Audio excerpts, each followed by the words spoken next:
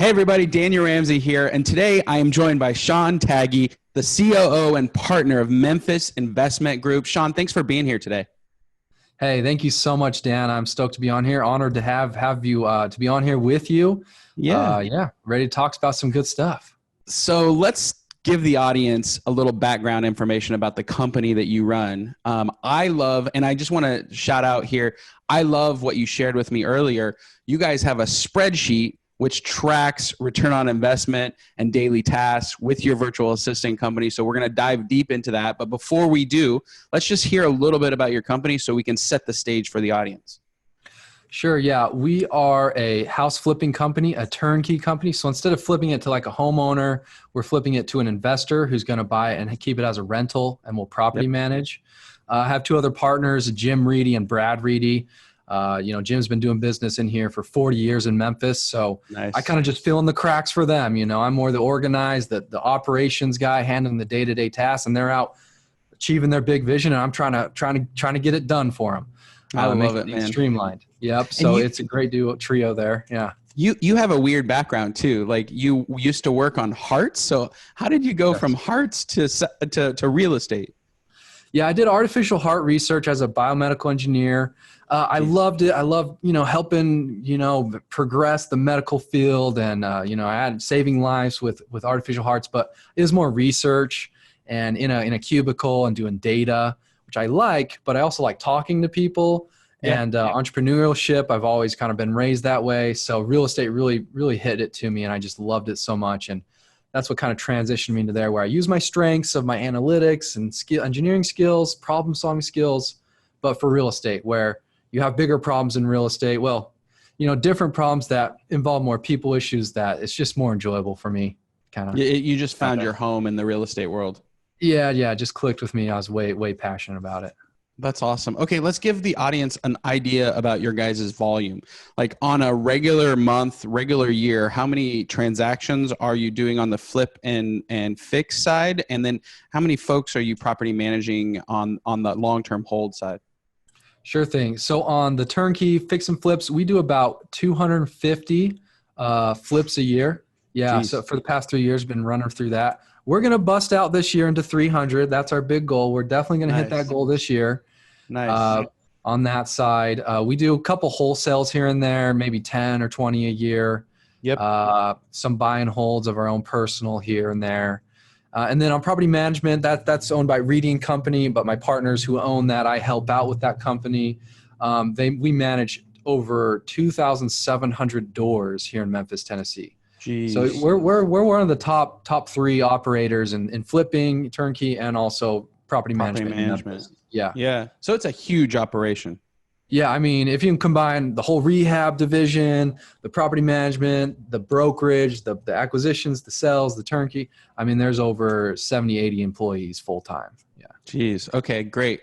And right now, okay, so you became a client back in 2018, and what happened? Like, why did you decide to hire virtual assistants, and why did you think they were good fit for the business? Yeah. So, I mean, just things would fall through the cracks, and they're just medial things like, oh, if I just had someone who would check every week the closing HUDs to make sure something's prorated on it, or if I just had someone to fill in these numbers for me, I'd be able to know if we missed something, like checking the prices, checking the rents. With so many deals going in and out, it's hard to do. Then, someone to just kind of more free up time for me and my acquisitions and sales managers to do more of the higher end stuff. Like, hey, I could call 20 more high end clients if I didn't have to type in these numbers, or do something like that. Right. So I just felt like it was like, just thinking of like highest and best use of my current people I'm paying, almost, 6 figures plus, I would kind of want to help them out with some assistance so that they can focus on what they're really good at, which is being belly to belly talking with clients. Yeah. Well, right. And I love what you said, because there's this concept in real estate, the highest and best use, right? When you get a corner, you put a gas station that's high visibility, or a retail spot. Well, in leverage, which is building businesses, people have highest and best use also. Oh. And so what I love about what we do is we help companies like yours scale and get leverage. So I love it. How do you know, like we talked about it a little bit, our virtual assistants for you are actually doing calls, answering them live, making calls. That's innovative. I think it's smart. The administrative side is a no-brainer, but this other side on the fix and flip and the real estate acquisition side, people are like, oh, I don't know if I want a virtual assistant doing it. So what's been your experience around that? Yeah, so I looked at the pros and cons. I was thinking of hiring just like a third-party call center where they just, Yep. you pay them by the minute. Yep. And I've heard good and bad about them. I've heard people have success with them where like, oh, they're great, and some not. And I just wanted more control. So I basically like very slowly created my own internal call center. Yeah. First, it was like my one ISA answering the calls live. I gave them a script, tested that person out. And, I was like, some people have the stigma like, oh, they won't sound as good on the phone as a U.S. citizen. But I tested it out, and actually it's a very small ratio. Just depends on the ISA that you find. Yep. People don't really notice the accent.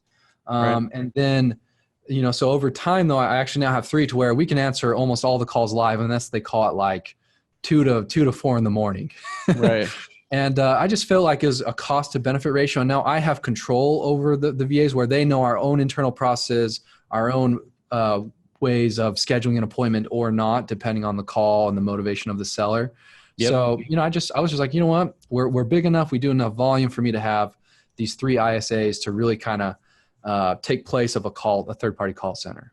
And are you you have coverage 7 days a week, most waking hours? Most days of the week. I mean, I'm an engineer. So I ran, when are all of our calls? When do they likely happen? What time? So I have, 90% of the working week, one of our VAs is ready to answer it live. And so that's been great. The other times there's only, 2% of the calls happen that time, and we just hit them up the next day. Yep. And answering a live call in your business is really key. Yeah. I mean, statistically, we know that's the key. Yes. And how do you, you actually track how many live calls you guys have versus how many you don't, or? Yeah, I actually have created a whole scorecard for each of my VAs. So, I mean, I don't know, maybe someone's quoted this, but, actually maybe it's me. I just thought it was like, how can you win like a football game or a soccer game if the scoreboard is hidden the whole entire game, right. And you don't even show it after the game. It's like, well, who won? What's the fun in that? So, right. I'll share my screen, for those who are watching on YouTube. Yeah. So I have a whole scorecard for each one of my VAs and actually everyone on my team. And so, for my ISAs, how many leads, how many calls are they doing? And all these types of things, how many appointments they're setting and all these other things. Then, and then internal, they have projects completed, audits in our reports, warranties, just a lot of internal things they do. Then I also track, how many calls they answer, how many calls we get. So, we're running at around average here, 83% average of answering calls live. Then of the ones we miss, of the 20% or so we miss, we get back to 70%. And I'd say those other random, 2% of calls, there's just weird prank callers that call us anyway. So, but we're answering pretty much every call live, or if not, we're getting back to them real quick, which once we started doing that, it's been a key to our success. So and this is amazing, and I think it's very helpful for our audience to see that. If you're listening on our podcast right now, in the show notes, we'll have a link to it, a blank one, so you can kind of see what the different tasks are and what you ought to be tracking. Sean, how did you know that this was important to the team when you were kind of setting it up? Because you built all this yourself, which is a lot of work, by the way. How did you know this was the important thing to do? I mean, so as with any employee and person on your team, they're only as good as you as the leader trains them to be and spends the time. And at first, when I was starting off with people, I was like, oh, I have to train them, and it's so tiring. It's a waste of time. They won't remember it. But I've learned over the years that every hour I spend training and spending on with my employees, it saves me 10 to 100 to 1,000 hours, especially if they stay my employee for some of them. I'm up to, 2 or 3 years now. Yeah. And so it's only as good as you direct them, you give them the tools and the training to be. So we have a weekly team meeting. They report the scorecard. We go over the numbers. We talk about if they're struggling. We talk about if they're doing amazing, to where the other VAs kind of, have the little help and a little competitiveness with each other to stay motivated. And it's just been awesome. So we call what you're talking about, we call it compound leverage, right? Just like compound interest. Everybody knows what compound interest is, Yeah. but compound leverage, when you train somebody right, you give them a system and a process, and then you get that 2 hours a day back for the rest of your career. The one important thing is you spend that 2 hours building your business. But if you do that, then you're going to scale and grow. So Sean, you just knew that. You just knew that from the beginning, or like, how did you? Well, I didn't know that, but I read Okay. a great book called Traction. Oh yeah, And yeah. it's changed my life, changed our whole business. Okay. Oh yeah, here it's under this stack of books here. Sorry if the camera's wibbling. Traction, Okay. Gino Wickman, Yep. the book to have, if especially when you start getting a lot of teammates and do a lot of volume. Yeah. But yeah, it's been great. And so yeah, I figured that's just guys smarter than me, just read up of guys that consult 50,000 businesses a year. They ought to know a thing or two of what most small businesses run into and start doing. Yeah. Yeah. And also another tip there Yeah. is whenever you are training a VA, put it on Zoom, click that record and just record the whole training you have with them. Yep. Copy paste that into a spreadsheet with a training manual. So I have a whole training manual of just conversations I've had with the VAs. Hey, if this happens, this issue, that. And so then the next one, if one leaves or if I need another one, boom, they click that binder, they watch all the videos and they get, 90% of what I've already said in the past. How did you train the ISAs to do it? So we have this concept at MyOutDesk. We call it do it just like I would.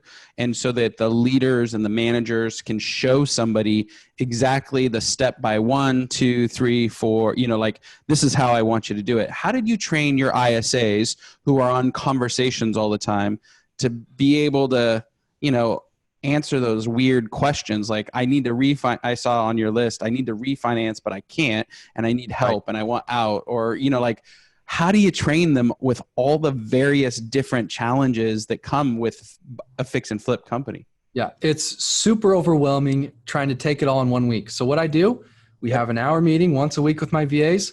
They come with their questions and we just write it down. So now we have all the questions ready. And then we just, I spend, a half hour of that meeting. We just do case studies. Okay, this guy called you. He asked this question. Okay, we haven't heard that. Here's how I would say it. And I really do invest an hour a week to all the VAs all together so they all understand, they know what each other's doing. And I think that's been the key is a weekly team meeting and just investing that little bit of time and recording it to where then eventually they start, an hour a week over, 3 years now. Now it's like we're working on very proactive stuff that we never would have thought of. At the beginning, it is crazy. And so just take it one bite at a time. What was your, did you have any failures that you learned along the way that you'd like to share so that people can do this right?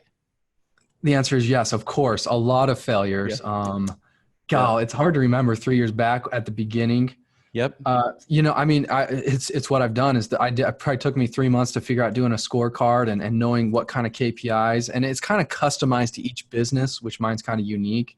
Yep. So definitely that scorecard. I think if you do that weekly meeting, have a scorecard in that meeting where you go over it and then just kind of talk with them and discuss and solve issues. I think that's been the key to solving it. If only I would have known, oh, hey, this will happen. So you just spend the time, but a lot of it's just learn as you go. Yeah, so what you're saying is there's no shortcut here to building, a call center or an admin team or an operations team. You just have to get into the work, get into the rhythm, and handle scenarios as they come. Yeah. Then just get good at delegating, hey, Yeah. I don't, I film the video, but I'm like, hey, I want you to take notes of the whole video and create it into a nice little training written out manual. So I don't have to do it because I've already said it all. And I let my VAs actually create it. And then it's a double-edged sword because then they learn because they're taking notes on the whole video and watching it again. Yep. So and then you just review the document afterwards and be like, yeah, Yep. this is perfect. Mm-hmm. Yep. What have you seen as the return on investment? So you're 3 years in, you have 6 virtual assistants. You're doing this at a high level. What have you seen as the return on investment in your mind? Yeah. Actually, in a book I read, you need at least a 300% ROI on an employee for them to actually handle your overhead and everything. But I've seen a 500 plus percent ROI from the dollars I pay them to the new deals and income and the time it's saved my other $20 to $30 per an hour people. Yeah. Time savings. So I think definitely worth it. I mean, obviously I have 6 of them, so I wouldn't have them if I didn't think, they're at least making me a decent return on investment and saving time of other people. Hard to quantify and all of that, but I mean, just priceless in terms of less headaches, less issues. I don't feel as stressed like having them do kind of monotonous medial tasks. Number one, they enjoy it. I mean, you find the ones that their personalities enjoy it, and I don't, and my other teammates sometimes do, sometimes don't. And so it's also nice, just like, I kind of feel less guilty because they enjoy it, they love it, and they feel like they're adding value, and they are, and they feel important. They're a great asset to our team.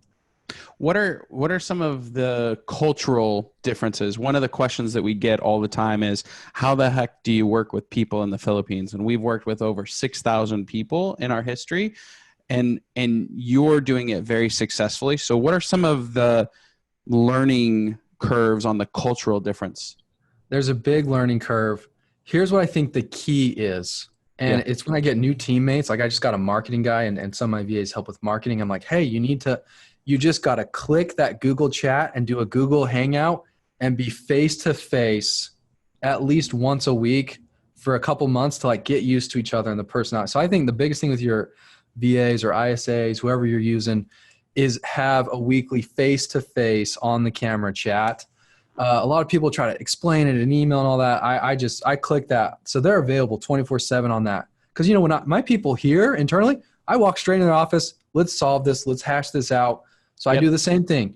Hey, we get on the call just like we are. And I pull up a Google spreadsheet and I share my screen or a Google Word doc, and we just write out all the things that we can do better and improve on, or that I want them to do.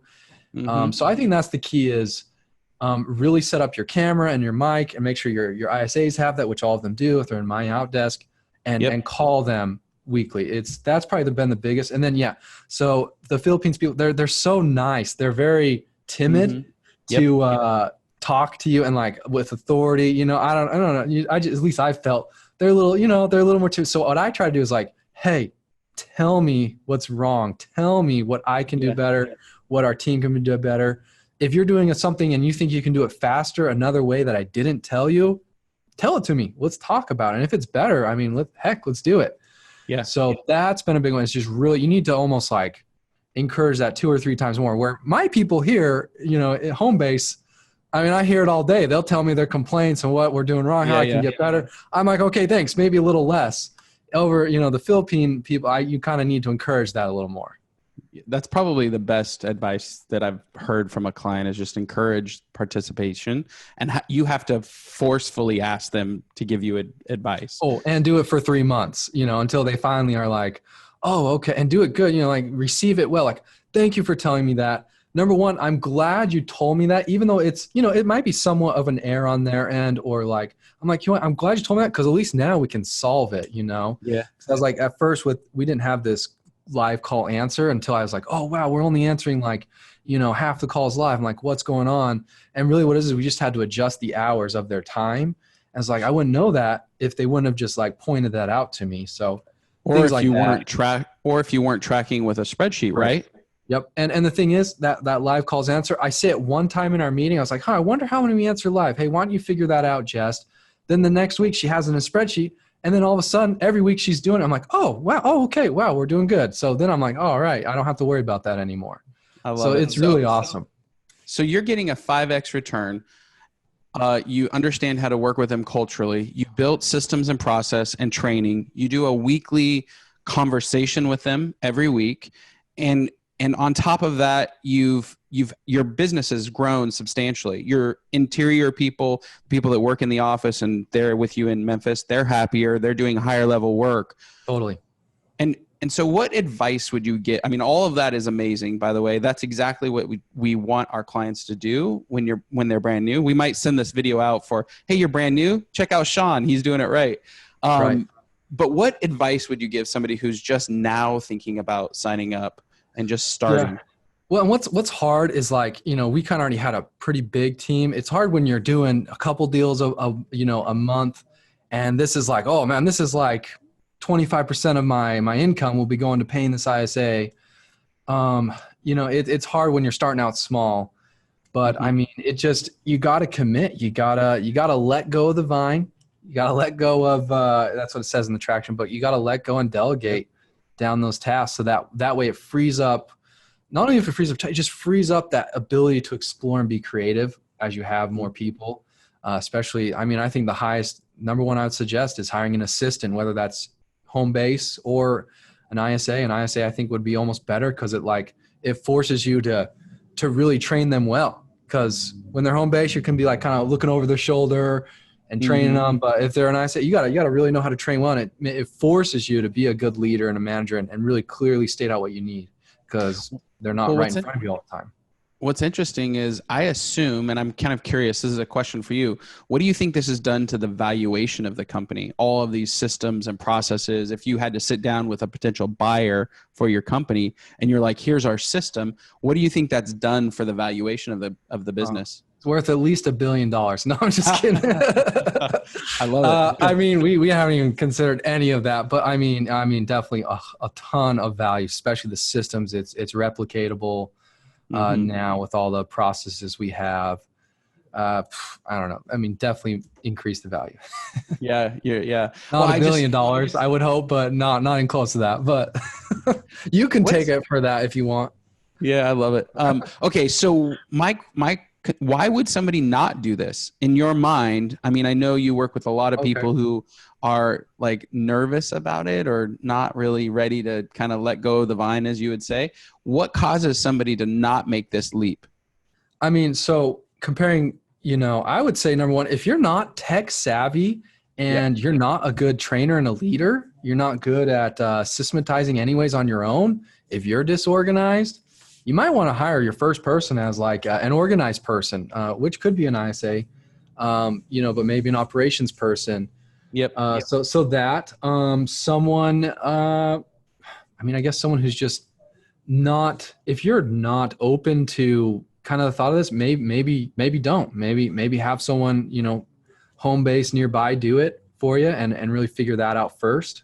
And then when that person at home base gets good, maybe they could train an ISA. So yeah, if you're not tech savvy, can't do the video chats like this and everything, it is pretty difficult over the phone or through email. I think it'd be impossible for me. It'd be super hard if I couldn't chat face to face with them. So if you're not good at that tech stuff, I would suggest not, Yeah. Makes sense. Being honest. Yeah. What you said you were using our folks for marketing, which is exciting for me because you have everybody now. You have calling people, you have operations people, and you marketing people. Yes. So what are you doing with them? So our marketing people, they're more like assistants to our main marketing person. They just kind of make sure there's a Facebook post every day. They do little graphics and little flyers for properties. Yep. Just kind of marketing basics per the direction of our marketing director. Okay. They actually can edit videos, put an intro and an outro on it. I mean, the podcast or videos, YouTube videos that we do, they kind of just, edit it. They can take out little basic things here and there. Then just the daily little things. They help compose the emails. Then we check them, put the properties here and there in this format. I mean, quite a bit.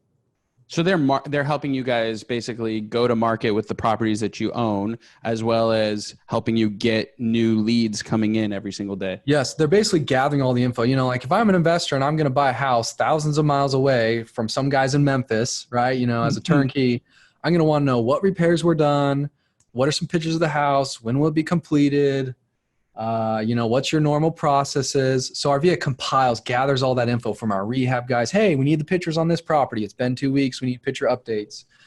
We need what's going to be done. They make it all pretty into a nice format. Yeah. So just compiling marketing documents and checklists. Yet again, checklists all day. You got to be good at that. They live, my VAs, my whole team, myself personally, we just live off checklists. Hey, new property. Okay. I need these 20 things to be marketed right. If I don't get this one, I know who to contact. Here's how you contact him.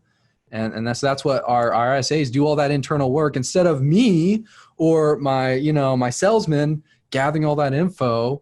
They're doing it for us at, a fraction of the dollar per hour cost of our time. Yeah, So yeah. I love it.